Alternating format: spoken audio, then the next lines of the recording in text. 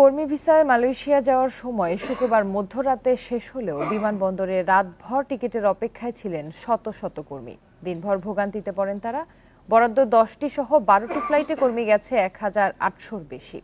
এদিকে হয়রানির অভিযোগে মালয়েশিয়ার 47 নিয়োগদাতার লাইসেন্স স্থগিত করেছে দেশটির সরকার। এজেন্সিগুলোর প্রতারণার কারণে প্রায় 30,000 কর্মী আটকে গেল এ যাত্রায়।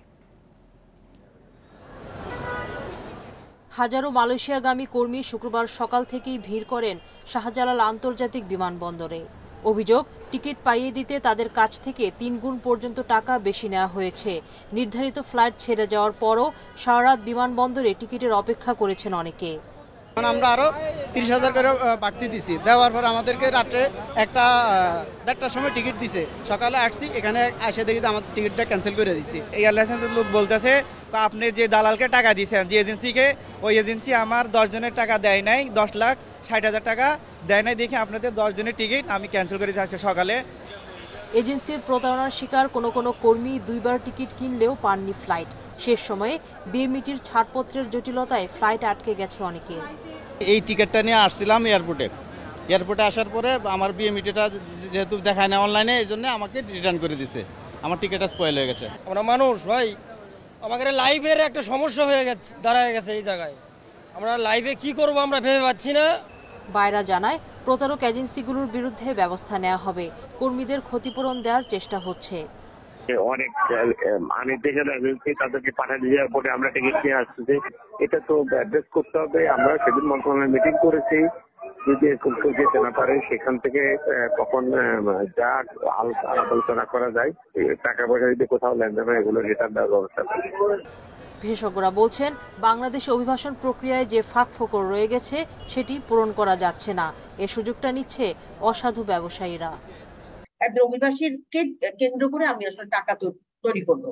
এখন এখান থেকে তো মানে আমরা নিজেদেরকে বদলাতে না পারলে তো এই সেক্টরটার কোনোদিনও উন্নতি হবে না।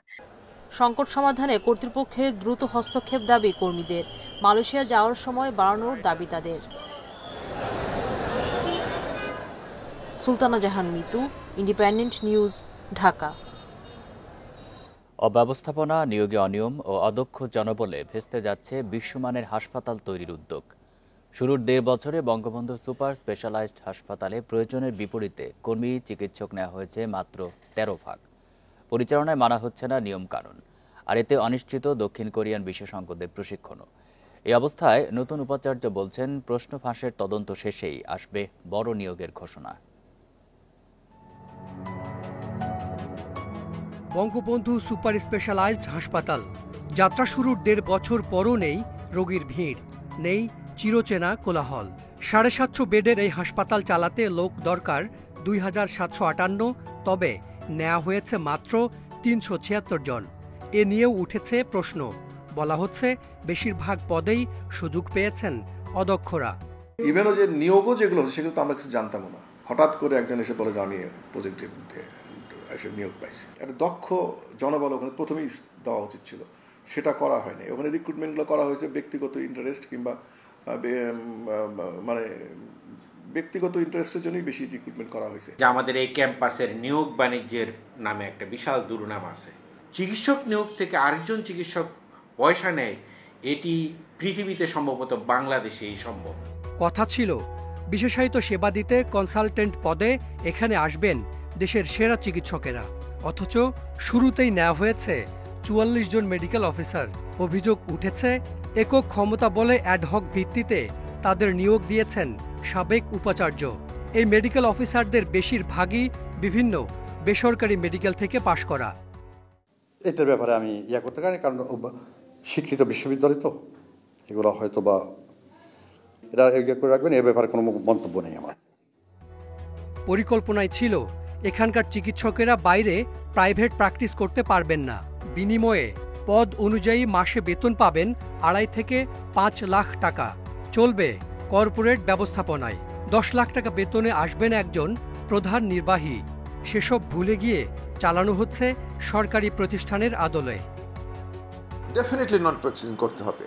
নন প্র্যাকটিসিং না করলে ডেভেলপড হবে না। এগুলো আমার ব্যক্তিগত আইডিয়া বলতেছি। এগুলো যেন সবগুলি অ্যাড্রেস করে একটা আলাদা আইন করে দিতে হবে। দক্ষতা বাড়াতে প্রথম ধাপে দক্ষিণ কোরিয়ায় প্রশিক্ষণ পেয়েছেন 159 জন। অভিযোগ আছে অপ্রয়োজনেও সেখানে গেছেন অনেকে, ফিরে এসে যোগ দেননি কাজে। আর এসব অনিয়মে চিকিৎসক সহ 56 জন কোরীয় বিশেষজ্ঞের কাছে স্বাস্থ্যকর্মী ও অন্যান্যদের বিশ্বমানের হাসপাতাল পরিচালনার যে প্রশিক্ষণ পাওয়ার কথা তা এখন প্রায় অনিশ্চিত। ডিপিপি এবং ফিজিবিলিটি স্টাডি যে রিকমেন্ডেশন আমরা ফলো করি নাই। আমরা যদি প্রথম থেকে এটা ফলো করতাম তাহলে এটা চালু হতো। এবং এটাতে কিন্তু কোরিয়ান গভর্নমেন্টও কিন্তু খুব হ্যাপি না। তারা বারবার চিঠি লিখেছে যে তোমরা এটাই করো, এই করো।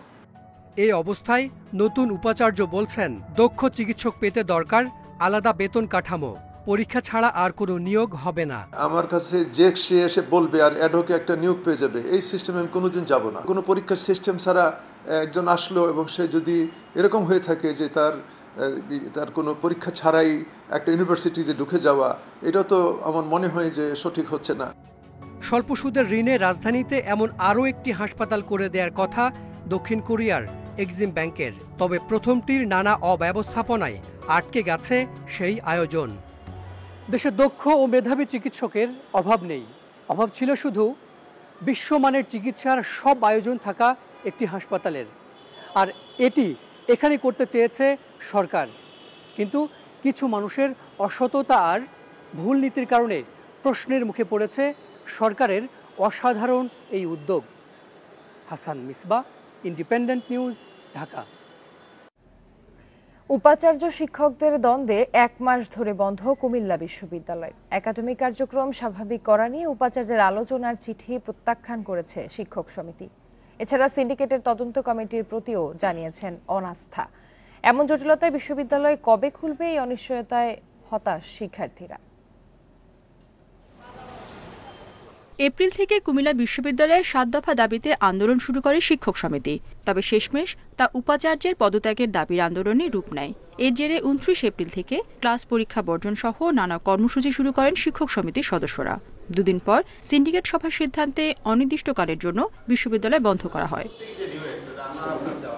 বন্ধের মধ্যেও উপাচার্যের পদত্যাগের দাবিতে নানা কর্মসূচি পালন করছেন শিক্ষকরা। এর মধ্যে উপাচার্য আলোচনার আহ্বান জানালেও তা প্রত্যাখ্যান করেন শিক্ষক সমিতির নেতারা।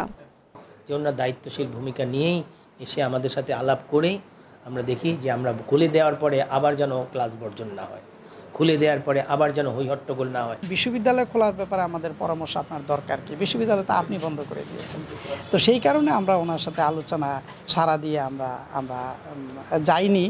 এদিকে আবাসিক হলগুলো বন্ধ রাখার সিদ্ধান্ত হলেও যে কোনো সময় ক্লাস পরীক্ষা শুরু হতে পারে এমন আশায় বিশ্ববিদ্যালয়ের 5টি হলে রয়ে গেছেন বেশিরভাগ শিক্ষার্থী। বিশ্ববিদ্যালয়ের মতো জায়গাতে টিচার্সদের ঝামেলার কারণে শিক্ষার্থীরা ক্ষতিগ্রস্ত হচ্ছে, ওরকমটা কখনো শুনি নাই। সেশন জটে পড়ার একটা সম্ভাবনা রয়েই গেছে। ঠিক আছে, আমরা এটা নিয়ে শঙ্কার মধ্যেই আছি বলা যায়। ক্লাস চললে পড়াশোনা যে স্পিরিটটা কাজ করে ওইটাও এখন পুরোপুরি হচ্ছে না। শিক্ষার্থীদের জিম্মি না করে আইনগতভাবে সমস্যা সমাধানের আহ্বান বিশ্ববিদ্যালয় মঞ্জুরি কমিশনের। আন্দোলন করতে হবে কেন? আইনের শাসন তো আছে, এখনো দেশে আইনের শাসন তো কার্যকর। তো সেই জায়গা থেকে আমরা কেন সরে আসবো? আর শিক্ষার্থীদের কেন জিম্মি করা? কুমিল্লা বিশ্ববিদ্যালয়ে 6 অনুষদের 19 বিভাগে প্রায় 7,000 শিক্ষার্থী অধ্যয়নরত। Independent news. জুলাইয়ে চীন সফরে যাচ্ছেন প্রধানমন্ত্রী শেখ হাসিনা। এই সফরে অর্থনৈতিক উন্নয়ন সহযোগিতা সহ কয়েকটি সমঝোতা সই ও চুক্তি হতে পারে। সূচি চূড়ান্ত করতে সোমবার বেইজিংয়ে বৈঠকে বসছেন দুই দেশের পররাষ্ট্র সচিব। মাসুদ বিন মোমেন জানান, বৈঠকে রোহিঙ্গা প্রত্যাবাসনে পাইলট প্রকল্পের অগ্রগতির ওপর জোর দেওয়া হবে। আঞ্চলিক সহযোগিতা বাড়াতে বেল্ট অ্যান্ড রোড ইনিশিয়েটিভের পর গ্লোবাল ডেভেলপমেন্ট ইনিশিয়েটিভ GDI ও গ্লোবাল সিকিউরিটি ইনিশিয়েটিভ GSI এ যুক্ত হতে আগেই বাংলাদেশকে আমন্ত্রণ জানিয়েছে চীন। 2022 সালে চীনা পররাষ্ট্রমন্ত্রীর ঢাকা সফরে আনুষ্ঠানিক প্রস্তাবও দেওয়া হয়। তবে তখন সরকার জানায় জাতীয় নির্বাচনের আগে কোনো জোটে যোগ দিতে চায় না ঢাকা। জুলাইয়ের দ্বিতীয় সপ্তাহে চীন সফরে যেতে পারেন প্রধানমন্ত্রী শেখ হাসিনা। সে সময় আলোচনার টেবিলে উঠতে পারে GDI ও GSI ইস্যু। শীর্ষ পর্যায়ের এ সফরে অর্থনৈতিক উন্নয়ন সহযোগিতা, সবুজ ও নিম্ন কার্বন উন্নয়ন এবং বন্যা মৌসুমে ব্রহ্মপুত্র নদীর জলীয় তথ্য সরবরাহ বিষয়ে ঢাকা বেইজিং সমঝোতা স্মারক সই হতে পারে। সোমবার বেইজিংয়ে দুদেশের পররাষ্ট্র সচিব পর্যায়ের বৈঠকে প্রধানমন্ত্রীর সফরসূচির পাশাপাশি চুক্তির বিষয় চূড়ান্ত করা হবে। তবে ন্যাচারালি ভিজিট হলে তো অনেক কিছু হতে হবে, এটা নিয়ে আমরা কাজ করছি। পররাষ্ট্র সচিব পর্যায়ের এই বৈঠকে বেইজিংয়ের পক্ষে নেতৃত্ব দেবেন দেশটির উপপররাষ্ট্রমন্ত্রী সান ওয়েডং। আলোচনায় রোহিঙ্গা সংকট সমাধানে ত্রিদেশীয় উদ্যোগ বাস্তবায়নে গুরুত্ব দেবে ঢাকা। চীন আমাদেরকে সহযোগিতা করছিল আমাদের যে পাইলট রিপ্যাট্রিয়েশন, তো সেটা যে এখন থমকে গেছে, সুতরাং চীনের যতটুকু লেভারেজ আছে with the Myanmar government and also the Arakan army যদি থেকে থাকে, তাহলে সেইটা ব্যবহার করে যাতে ওই সিচুয়েশনটাকে তারা দ্রুত নিয়ন্ত্রণে আনতে পারে সেই রিকোয়েস্ট আমি করব, এবং তাদের কি প্ল্যান আছে সামনে সেটাও আমি জানার চেষ্টা করব। এছাড়া দুদেশের মধ্যে বাণিজ্য ঘাটতি কমানো সহ চীনা অর্থায়নে আটকে থাকা প্রকল্প দ্রুত বাস্তবায়নেও জোর দেওয়ার কথা জানান পররাষ্ট্র সচিব। নাফিজাতুল্লাহ, ইন্ডিপেন্ডেন্ট নিউজ, ঢাকা।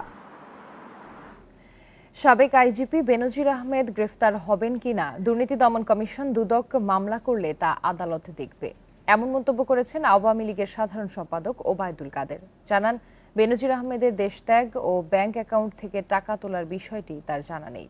শুক্রবার সকালে ধানমন্ডিতে আওয়ামী লীগ সভাপতির রাজনৈতিক কার্যালয়ে এক সংবাদ সম্মেলনে এসব কথা বলেন তিনি। ক্ষমতার অপব্যবহার করে অবৈধ সম্পদ অর্জনের অভিযোগে সম্প্রতি আলোচনায় সাবেক আইজিপি বেনজির আহমেদ। আদালতের নির্দেশে তার সম্পত্তি বাজেয়াপ্ত করা হয়েছে, পাশাপাশি তদন্ত নেমেছে দুদক। পারফেক্ট ডেমোক্রেসি পৃথিবীর কোথাও। শুক্রবার ধানমন্ডির কার্যালয়ে নিয়মিত ব্রিফিংয়ে আসেন আওয়ামী লীগ সাধারণ সম্পাদক ওবায়দুল কাদের। সাংবাদিকদের প্রশ্নের জবাবে তিনি বলেন, প্রধানমন্ত্রী শেখ হাসিনা দুর্নীতির ব্যাপারে জিরো টলারেন্স, প্রভাবশালী যেই হোক কোনো ছাড় পাবেন না। এ সময় দুর্নীতির অভিযোগে অভিযুক্ত সাবেক আইজিপি বেনজির গ্রেপ্তার হবেন কিনা এ প্রশ্নের জবাবে জানান, দুদক যদি মামলা করে তো মামলা করার পরে তো আদালত ঠিক করবে তাকে গ্রেপ্তার করবে, কখন করবে, জেলে পাঠাবে, কিন্তু প্রক্রিয়ার মধ্য দিয়ে হবে। বিচার ব্যবস্থার যে প্রক্রিয়া, সেই প্রক্রিয়াতেই হবে। ওবায়দুল কাদের বলেন, বিএনপির সময় দুর্নীতির আখড়া ছিল হাওয়া ভবন, কিন্তু বিএনপি সরকার দুর্নীতির বিরুদ্ধে ব্যবস্থা না নিয়ে প্রশ্রয় দিয়েছে। বিএনপি দেশের গণতন্ত্র ধ্বংসের কিনারায় নিয়ে গিয়েছিল বলেও অভিযোগ কাদেরের। বহুদলীয় গণতন্ত্রের কথা যারা বলে, তাদের গণতন্ত্র ছিল কারফিউ গণতন্ত্র। গণতন্ত্রকে তারাই ধ্বংস কিনারায় নিয়ে গিয়েছিল এবং নির্বাচন ব্যবস্থার তামাশায় পরিণত করেছিল। এবং তাদের মুখে গণতন্ত্রের বুলি ভূতের মুখে রান্না। বিশ্বের কোনো দেশে নিখুঁত গণতন্ত্র নেই এবং অনেক দেশের চেয়ে বাংলাদেশের গণতন্ত্র ভালো বলেও দাবি করেন ওবায়দুল কাদের। Ijazur Rahman, independent news, Dhaka. ঝিনাইদহ ৪ আসনের সংসদ সদস্য আনোয়ারুল আজিমকে খুনের উদ্দেশ্যে অপহরণের মামলায় গ্রেপ্তার ৩ আসামির আরও ৫ দিনের রিমান্ড মঞ্জুর করেছে আদালত।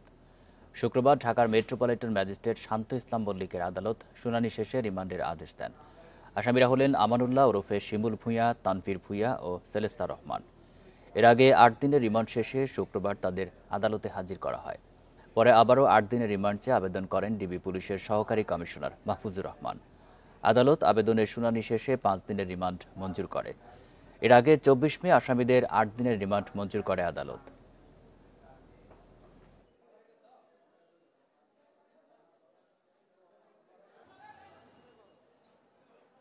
ভাই আর ভগ্নিপতি হত্যার প্রতিশোধ নিতে এমপি আজিমকে হত্যা করতে পারে আক্তারুজ্জামান শাহীন আর শিমুল ভূঁইয়া, এমন একটি কারণও বিবেচনায় রাখছেন গোয়েন্দারা। এছাড়া পূর্ব বাংলা কমিউনিস্ট পার্টির শ্রেণী সংগ্রামও হত্যার কারণ হতে পারে। বিশ্লেষকদের মতে আন্ডারগ্রাউন্ড সংগঠনগুলো তাদের ব্যবসায়িক বিরোধ বা রাজনৈতিক স্বার্থ হাসিলে আগেও এমন হত্যাকাণ্ড ঘটিয়েছে। পূর্ব বাংলা কমিউনিস্ট পার্টি এম এর লাল পতাকার শীর্ষ নেতা ছিলেন ডাক্তার মিজানুর রহমান টুটুল। তার নামে বৃহত্তর রাজশাহী ও পাবনা সহ উত্তরাঞ্চলের ১৬টি জেলায় হত্যাসহ ২ শতাধিক মামলা ছিল। ২০০৮ সালের নওগাঁর রানীনগর উপজেলার কালীগ্রাম ঈদগাহ এলাকায় র্যাবের সঙ্গে বন্দুকযুদ্ধে নিহত হন লাল পতাকা নেতা ডাক্তার টুটুল ওরফে দাদাভাই। রাজশাহী বিশ্ববিদ্যালয়ের বাংলা বিভাগের ছাত্র শিমুল ভূঁইয়া 1986 সালে টুটুলের মাধ্যমে পার্টিতে যুক্ত হন। টুটুল ছিলেন শিমুলের ভগ্নিপতি। আবার এমপি আজিম হত্যার মাস্টারমাইন্ড আখতারুজ্জামান শাহীন টুটুলের আপন চাচাতো ভাই। টুটুল হত্যার জন্য এমপি আজিমকে দায়ী করে আসছিল লাল পতাকার নেতারা। এসব কারণে এমপি আজিমকে হত্যা করা হয়ে থাকতে পারে বলেও সন্দেহ গোয়েন্দাদের। হত্যার পর নৃশংসতার ঘটনাও হতে পারে পারিবারিক প্রতিশোধ। শিমুলের বোন বিয়ে দিচ্ছে আবার শাহীনের ভাইয়ের কাছে। শাহীনের ভাইও কিন্তু এই যে পূর্ব বাংলা কমিউনিস্টের নেতা ছিল, সেও কিন্তু হত্যাকাণ্ডের শিকার হয়েছিল। তো আমার কথা হলো যে এই কারণে শাহীনের সাথে শিমুলের একটা সম্পর্ক আছে। শাহীন যেমন তার ভাইকে হারিয়েছে, আবার শিমুলও তার বোন জামাইকে হারিয়েছে।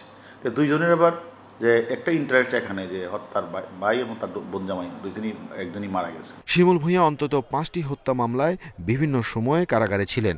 জামিনে বের হয়ে আবারও হত্যায় অংশ নিয়েছেন। তার মতো দাগী অপরাধীরা কিভাবে ভিন্ন নামে পাসপোর্ট পায়, এমন প্রশ্ন তুলেছেন বিশ্লেষকেরা। এই ধরনের একটা ডিলিংসে সেখানে যখন আমাদের তাদের মধ্যে ডিলিংসের যে প্রপার ডিলিংসটা হচ্ছে না, সেখানে নানা পার্সোনাল, পলিটিক্যাল, ফাইন্যান্সিয়াল যে কোনো ইস্যু নিয়েই কেওয়াস হলে সেটার একটা রিফ্লেকশন বা আউটকাম আমাদের এমপি আনার হত্যা হতেই পারে। কারাগার থেকে জামিনে মুক্ত হয়ে রাজনৈতিক ছত্রছায়ায় এলাকায় আধিপত্য বিস্তার করে শিমুল। Arafatur Rahman, independent news, Dhaka. সিলেটে সুরমা কুশিয়ারা নদীর পানি বইছে বিপদসীমার ওপরে। রোববার পর্যন্ত অব্যাহত থাকতে পারে এই ধারা। তখন তিস্তা ধরেও নামতে পারে উজানের ঢল। তাতে অবনতি হতে পারে পরিস্থিতির। এদিকে সিলেটে বড় বন্যার ঝুঁকি দেখছে না পূর্বাভাস কেন্দ্র। তবে উত্তরে তিস্তা অববাহিকা নিয়ে তারা শঙ্কিত। বৃষ্টি কমায় পিয়াইন খোয়াই নদীর পানি বিপদসীমার নিচে। তবে সুরমা কুশিয়ারার উন্নতিতে লাগবে আরও কয়েকদিন। তাই উজানের ঢলে সিলেটের বন্যাকে বড় করে দেখছে না পূর্বাভাস ও সতর্কীকরণ কেন্দ্র। তারা বলছে স্থানীয়ভাবে বৃষ্টি কমেছে, ভারতের চেরাপুঞ্জিতেও স্বাভাবিক হচ্ছে পরিস্থিতি। তাই সিলেটে বড় বন্যার ঝুঁকি কম। দেশের উত্তর পূর্বাঞ্চলে যে নদীর পানি বৃদ্ধির যে প্রবণতা ছিল সেটি কিছুটা স্থিমিত হয়ে আসতে পারে এবং একটা স্থিতাবস্থা বিরাজ করতে পারে এবং আগামী 48 ঘন্টায় পানি কিছুটা হ্রাস পাওয়ারও সম্ভাবনা রয়েছে। এর ফলে আশা করা যাচ্ছে যে সিলেট জেলার যে বিদ্যমান বন্যা পরিস্থিতি রয়েছে সেটা আগামী 24 থেকে 48 ঘন্টায় উন্নতি লাভ করতে পারে। তবে উত্তরাঞ্চলে ভারী বৃষ্টিতে ফুলে ফেঁপে উঠেছে তিস্তা। রংপুরের কাউনিয়া গঙ্গাচড়ায় ভাঙছে নদী। উজানে সিকিম, আসাম, জলপাইগুড়িতে ভারী বর্ষণের আভাস দিচ্ছে ভারতের আবহাওয়া দপ্তর। বিশেষভাবে সতর্ক করা হয়েছে সিকিমকে। অন্যদিকে রংপুর, লালমনিরহাট, নীলফামারীতেও ভারী বৃষ্টির পূর্বাভাস দিয়েছে ঢাকার আবহাওয়া অফিস। সিলেট, রংপুর এই অঞ্চলগুলোতেই না, এর বাইরে ভারতের যে উত্তরের লাগোয়া অংশগুলো আছে এইগুলোতে কিন্তু বৃষ্টিপাতের পরিমাণ বেশি আছে, যার ফলে এই বৃষ্টিপাতটাই কিন্তু বাংলাদেশে এর ফ্লোটা প্রবাহিত হচ্ছে। বাংলাদেশের উত্তরাংশে যে ভারতের লাগোয়া অংশ, এই অংশগুলোতে বৃষ্টিপাত আরও 7-8 দিন অব্যাহত থাকতে পারে। ভারী বর্ষণের প্রভাবে উজানের ঢল রোববার নাগাদ তিস্তা ধরে ভাটিতে চলে আসার শঙ্কা করছে পূর্বাভাস কেন্দ্র। তেমন হলে নাজুক হতে পারে পরিস্থিতি। দেশের উজানে ভারতের আসাম এবং সিকিম অংশে বৃষ্টিপাত প্রবণতা ধীরে ধীরে বৃদ্ধি পাচ্ছে এবং আগামী 24 থেকে 48 ঘন্টাতেও ভারতের আসাম, সিকিমে বৃষ্টিপাতের সম্ভাবনা রয়েছে এবং এর ফলে তিস্তা নদীর পানির বৃদ্ধির একটা সম্ভাবনা রয়েছে। বন্যা পূর্বাভাস কেন্দ্র আরও জানাচ্ছে 3রা জুন পর্যন্ত উত্তরের ব্রহ্মপুত্র, যমুনা নদীর পানি বাড়ার ধারা অব্যাহত থাকবে। Shahriar Anirban, independent news, Dhaka. এবার সিলেটের বন্যা পরিস্থিতি নিয়ে জানাতে যুক্ত হচ্ছেন সহকর্মী রানা মজুমদার। রানা, সুরমা কুশিয়ারার পানি তো এখনো বিপদসীমার উপরে। বন্যা পরিস্থিতি নিয়ে সর্বশেষ কি পূর্বাভাস পাওয়া যাচ্ছে?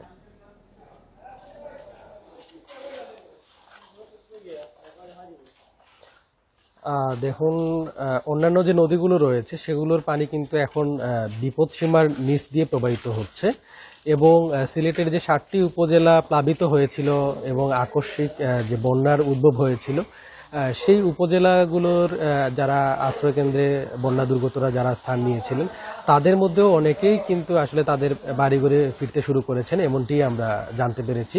স্থানীয় যারা প্রশাসন রয়েছে তারা আমাদেরকে এমনটি জানিয়েছেন।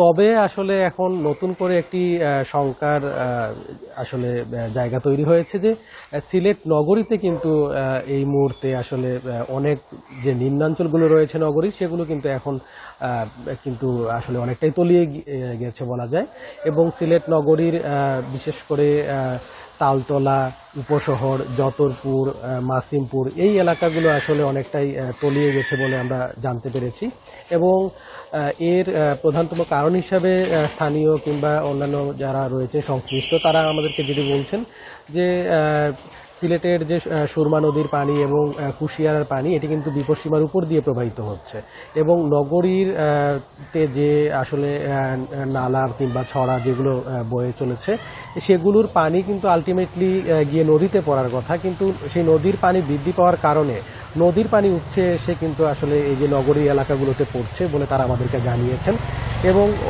অনেক ক্ষেত্রে আমরা সেই এলাকাগুলোতে গিয়ে দেখতে পেরেছি আসলে অনেকের বাড়িঘরে কিন্তু আসলে পানি ঢুকেছে এবং এতে করে এবং এই যে পানিগুলো সেইগুলো কিন্তু আসলে খুব দুর্গন্ধযুক্ত এবং এগুলো আসলে নালা নর্দমার যে পানি সেগুলো কিন্তু বাড়িঘরে ঢুকতে শুরু করেছে এবং তারা বলছেন এতে করে কিন্তু পানিবাহিত যে রোগগুলো রয়েছে সেটির একটি শঙ্কা রয়েছে, পাশাপাশি তাদের যে জিনিসপত্রের ক্ষয়ক্ষতি সেটিও কিন্তু হচ্ছে বলে তারা আমাদেরকে জানিয়েছেন। তবে সিলেট সিটি কর্পোরেশন থেকে কিন্তু গতকালকে থেকেই আসলে যারা এভাবে পানিবন্দী হয়েছেন তাদের জন্য ত্রাণ সহায়তার ব্যবস্থা করা হচ্ছে বলে আমরা জানতে পেরেছি। তো সবকিছু মিলিয়ে এই ছিল বন্যা পরিস্থিতি নিয়ে সিলেট থেকে সবশেষ। সিলেট থেকে জানাচ্ছেন সহকর্মী রানা মজুমদার। সুন্দরবনের জীববৈচিত্র্য রক্ষায় আজ থেকে 3 মাসের জন্য সুন্দরবনে প্রবেশ বন্ধ রাখা হচ্ছে। এ সময় পর্যটক প্রবেশ ও সাধারণ মানুষের চলাচল সহ নদী খালে মাছ ধরা নিষিদ্ধ থাকবে। বনরক্ষক মিহির কুমার দো জানান, জুন থেকে আগস্ট 3 মাস সুন্দরবনের নদী খালের মাছের প্রজনন মৌসুম হিসেবে ধরা হয়। এছাড়া এই সময় বন্যপ্রাণীরও প্রজনন মৌসুম। 3 মাস বনে পর্যটক ও জেলেরা না গেলে বনের জীববৈচিত্র্য ও বন্যপ্রাণী নিরুপদ্রব থাকবে। ঘূর্ণিঝড় রিমালের তাণ্ডবে সুন্দরবনের প্রাণী ও জীববৈচিত্র্যের যে ক্ষতি হয়েছে তাও দ্রুত কাটিয়ে ওঠা যাবে বলে আশা বন কর্মকর্তাদের।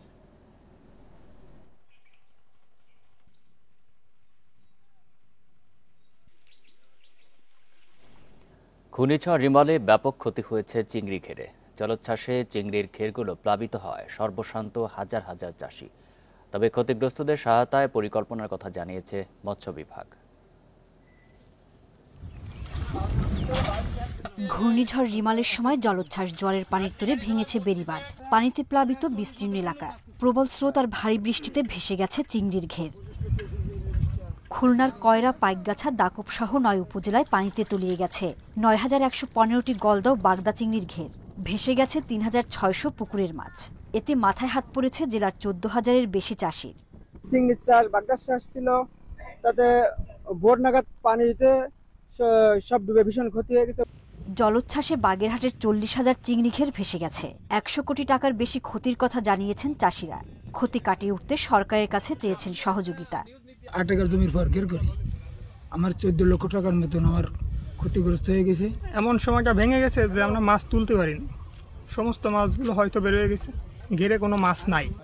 মৎস্য বিভাগ বলছে ক্ষতিগ্রস্তদের সহায়তা দেওয়ার পরিকল্পনা আছে, এজন্য তালিকা করা হচ্ছে। প্রতি বছরই যে ঘূর্ণিঝড়গুলো আসছে এবং বাঁধ ভেঙে যাচ্ছে, আমাদের যে কার্যক্রমগুলো হচ্ছে এই কার্যক্রমগুলো যাতে চাষি লাক্সই প্রযুক্তিতে মাছ চাষ করে সে তারা আবার ঘুরে দাঁড়াতে পারে, সেজন্য কিন্তু মৎস্য অধিদপ্তর সবসময় চাষিদের পাশে আছে, চাষিদের প্রয়োজনীয় পরামর্শ দিয়ে যাচ্ছে। প্রাথমিকভাবে তালিকা প্রস্তুত করেছে ক্ষতিগ্রস্ত চাষিদের, এবং ক্ষতিগ্রস্ত চাষিরা যাতে ঘুরে দাঁড়াতে পারে সেজন্য আমাদের মৎস্য অধিদপ্তরের পক্ষ থেকে সর্বাত্মক চেষ্টা অব্যাহত আছে। মোট রপ্তানির 40% চিংড়ি উৎপাদন হয় বাগেরহাটে আর 30% খুলনায়। সোহেলি জাহান, ইন্ডিপেন্ডেন্ট নিউজ। এ নিয়ে আরো জানাতে বাগেরহাট থেকে যুক্ত হচ্ছেন সহকর্মী অলিপ কুমার ঘটক। অলিপ, ক্ষতি কাটিয়ে উঠতে চাষিদের সহায়তার উদ্যোগের আশ্বাস পাওয়া গেছে, কি ধরনের সহায়তা তারা পাচ্ছেন?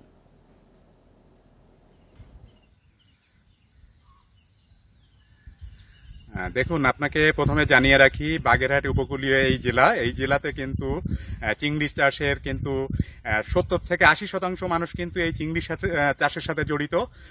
তো এই ক্ষেত্রে হচ্ছে সম্প্রতি যে ঘূর্ণিঝড়, সেই ঘূর্ণিঝড়ের যে জলোচ্ছ্বাস হয়েছে, জলোচ্ছ্বাসে কিন্তু বিস্তীর্ণ এলাকা প্লাবিত হয়েছে।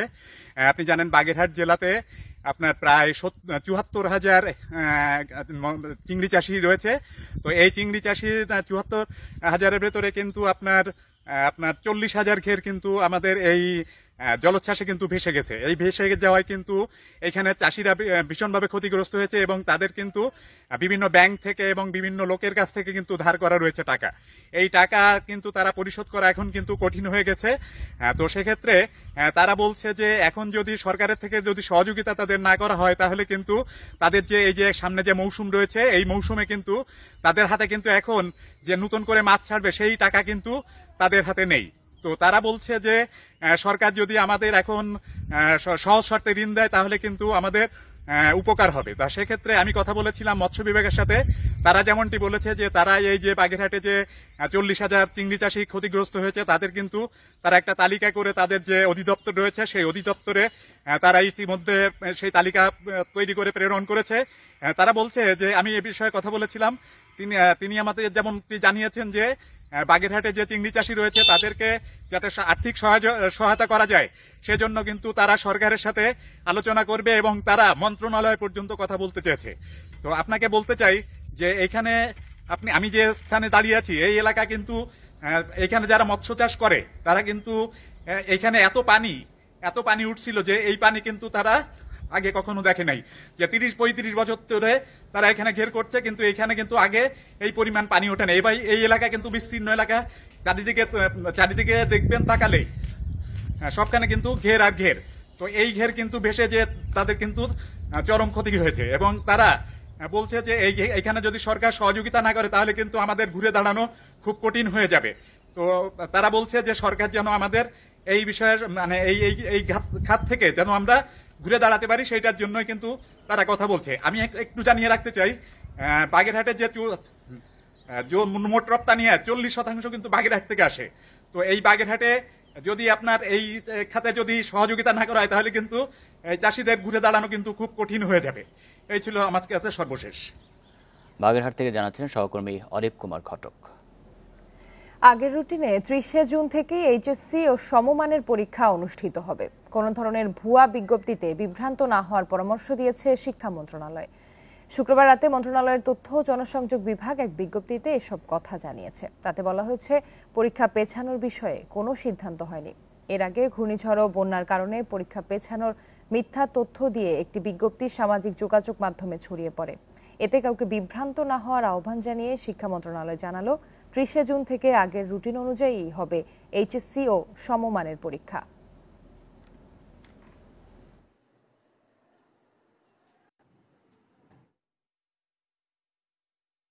দিনের পর দিন ঘুরেও পেনশনের টাকা পাচ্ছেন না বেসরকারি শিক্ষকেরা। এখনো ঝুলে আছে 40,000 শিক্ষকের আবেদন। 6,500 কোটি টাকার ঘাটতিতেই এই সংকট কাটছে না বলে জানিয়েছেন সংশ্লিষ্টরা। সংকট কাটানোর চেষ্টা চলছে বলে জানিয়েছে শিক্ষা মন্ত্রণালয়। বেসরকারি এমপিওভুক্ত স্কুল, কলেজ এবং মাদ্রাসার শিক্ষকরা চাকরি শেষে অবসর ভাতা এবং কল্যাণ ভাতা পান। এখন পর্যন্ত অবসর সুবিধা বোর্ডে 40,000 শিক্ষকের আবেদন জমা পড়ে আছে, আর কল্যাণ ট্রাস্টে আছে 20,000 শিক্ষকের আবেদন। সেই সঙ্গে প্রতি মাসে 2,000-এর মতো আবেদন নতুন করে জমা পড়ছে। চাকরি শেষ হওয়ার 3 থেকে 4 বছর পার হলেও শিক্ষকরা অবসরের টাকা পাচ্ছেন না। চাকরির পরে নগদ টাকা পেতাম, আর টোটালের টাকা স্টপ। আমরা তো বেসরকারি। কষ্টের মধ্যে আজকে 3বার আইলাম এই অফিসে, এই অবসরে খালি কথা পাবেন। অসুস্থ হওয়ার পরও পাওয়া যায় না এই টাকা, এমনকি অনেকে টাকা না পেয়েই মৃত্যুবরণ করছেন। দিনাজপুর থেকে আসতে যেতে যে ভোগান্তি চলতেছে, তারপর অর্থনৈতিক অবস্থা খুবই খারাপ আমাদের। এদিকে অর্থ সংকটে শিক্ষকদের এই ভোগান্তি শেষই হচ্ছে না। এখন পর্যন্ত কল্যাণ ট্রাস্টে 2,500 কোটি টাকা ঘাটতি রয়েছে, আর অবসর সুবিধা বোর্ডে 4,000 কোটি টাকার ঘাটতি রয়েছে। এই টাকাটা যদি গভর্নমেন্ট আমাদেরকে দেয়, আপনি তো কথা বললেন, আমরা 2 থেকে 3 মাসের মধ্যেই আমরা চাই আমার শিক্ষকরা শেষ জীবনের টাকাটা তারা চাকরি শেষে পেয়ে যান। পেতে হলে এই সাপোর্টটা গভর্নমেন্ট দিতে হবে। সম্প্রতি অনুষ্ঠিত শিক্ষা মন্ত্রণালয়ের স্থায়ী কমিটির বৈঠকেও এই সংকট নিয়ে আলোচনা হয়েছে। সেখানে এই সংকট কাটাতে স্থায়ী সমাধানের জন্য একটি কমিটি গঠনের কথা বলা হয়েছে। আগামী অর্থ বছরেও আমরা একটা ভালো পরিমাণ টাকা পাবো বলে আমরা আশা করছি। ইতিমধ্যে শিক্ষা সম্পর্কিত স্ট্যান্ডিং কমিটির মিটিং 3টি হয়েছে আমাদের এজেন্ডা দিয়ে। এদিকে অবসর ও কল্যাণ তহবিলের ঘাটতি পূরণে একদিকে যেমন শিক্ষায় বরাদ্দ বাড়াতে হবে, অন্যদিকে স্বচ্ছতা নিশ্চিত করার আহ্বান শিক্ষকদের। মানসম্মত শিক্ষা নিশ্চিতের মূল কারিগর শিক্ষকরা, আর বছরের পর বছর ধরে অবসর ভাতা পাওয়া নিয়ে শিক্ষকদের জটিলতা কাটছে না। শিক্ষা সংশ্লিষ্টরা বলছেন, এই সংকট দূরে স্থায়ী পদক্ষেপ না নিলে যোগ্যরা শিক্ষক হতে চাইবে না। নূরে আলম, ইন্ডিপেন্ডেন্ট নিউজ, ঢাকা। এবার আসন্ন বাজেটের খবর।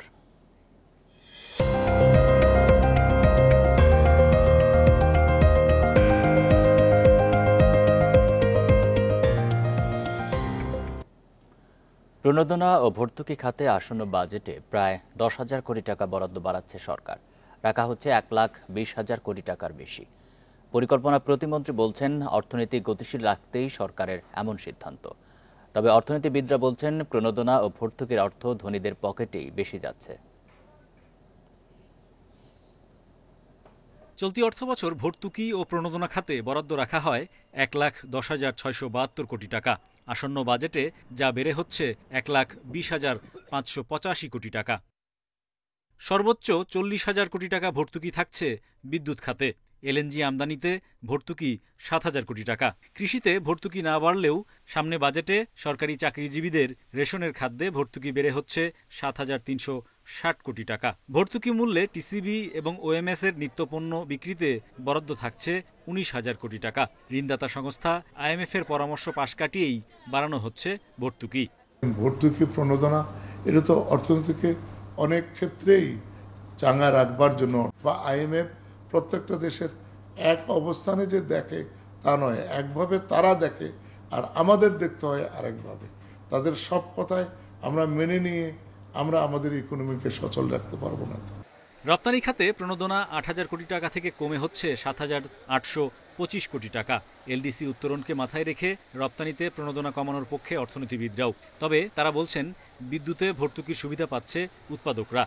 এই ক্যাপাসিটি পেমেন্টের নামে যে সাবসিডি গেছে তাতে ধনী আরও ধনী হয়েছে, কিন্তু সাধারণ মানুষ, বিদ্যুতের গ্রাহক, ব্যবসায়ী যারা বিদ্যুৎ এবং গ্যাসের গ্রাহক, তাদের উপর এসে কিন্তু এই সাবসিডির বোঝা এখন পড়েছে। তাহলে সাবসিডি জনগণের লেভেলে না কমিয়ে সাবসিডি যেখানে কমানো উচিত, যেমন ক্যাপাসিটি পেমেন্টের মতো জায়গা রিভিউ করে, আমার মনে হয় সেই স্ট্র্যাটেজিতে যাওয়া উচিত।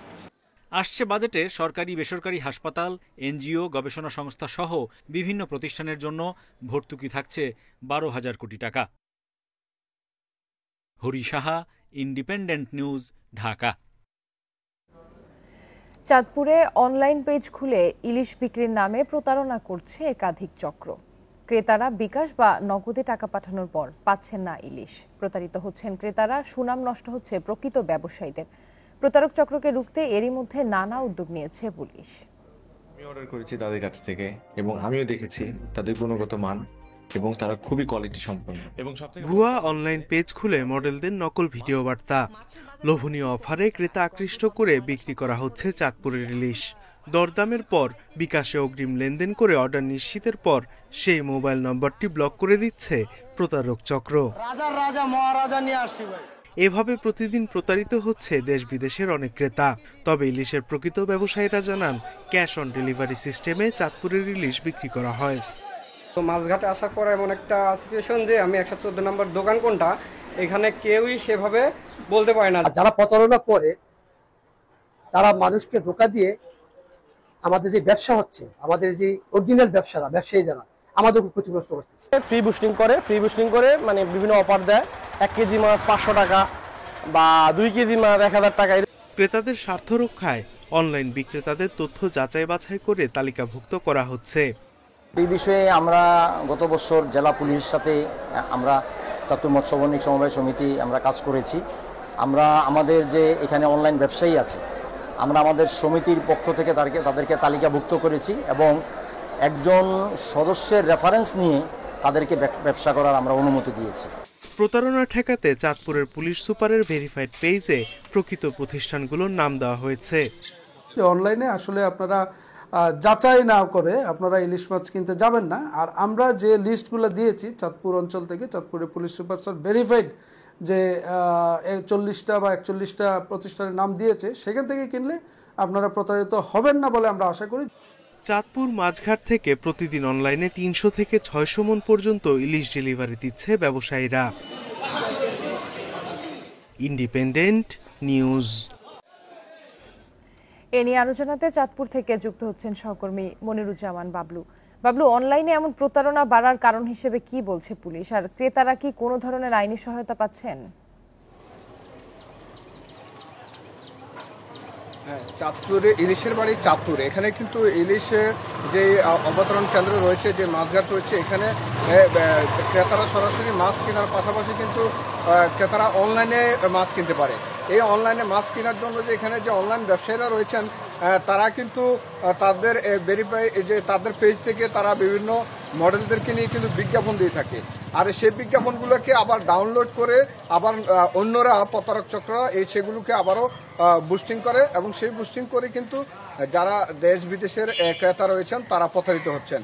সেই বিষয়ে কিন্তু এই যে বৈধ ব্যবসায়ীরা রয়েছেন তারাও কিন্তু আইনের আশ্রয় নিচ্ছেন, তাদের পেজগুলোকে নকল করে যারা এই অনলাইনে ইলিশ মাছ বিক্রি করছেন তাদের বিরুদ্ধে ব্যবস্থা নিচ্ছেন।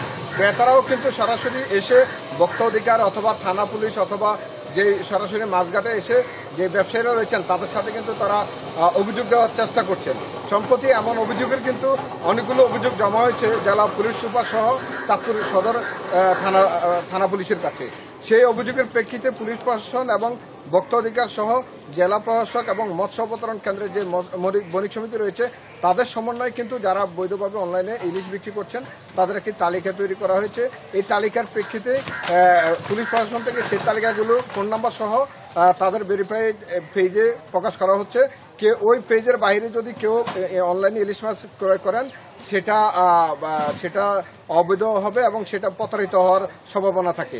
আর এই প্রতারণা হচ্ছে চাঁদপুরের যারা বৈধ অনলাইনে ইলিশ মাছ বিক্রি করছেন তারা একেবারে ইলিশ মাছ পাওয়ার পর তারা টাকা নিচ্ছেন, অর্থাৎ অনলাইনে যে মাছ বিক্রি হচ্ছে সেটা মাছ হাতে পাওয়ার পর ক্রেতা টাকা দিচ্ছেন।